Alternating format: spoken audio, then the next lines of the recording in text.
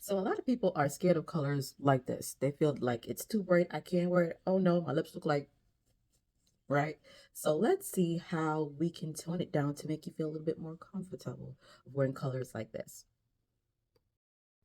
So first example, I'm using from MAC, their Locked Kiss 24-hour lipstick. And this is the color Mischief. It looks like this. So I know if you see this color, you're like, oh, heck no. But look how we're going to tone it down. Get a brown lip liner. And this one is from Nicka K. It's like $1. No, I lie. It went up. It's like $2 now at the beauty supply store, right? So you're just going to do that and line your lips.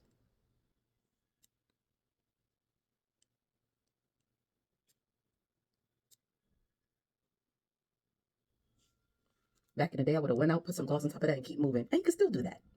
So we have our lined lips. Now let's get our lipstick. So this is all you're gonna do.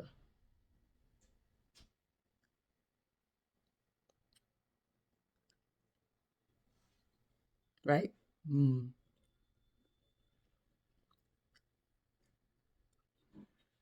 And massage it together. So you see how toned that down that looks? That's it. Put some gloss on top of that, you're good to go. Don't be scared. Now this is a MAC lipstick, so it's matte meaning that it's dry. It look like this. It don't move. So if you want a little more movement with your lips, a little more shine, you're gonna add a gloss. Which was the orange. This is called Renegade, and it's another one of the MAC Locked Kiss.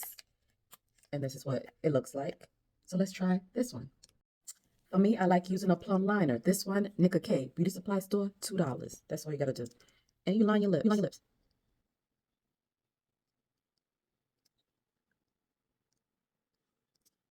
So once you have your lips lined, let's apply the lipstick.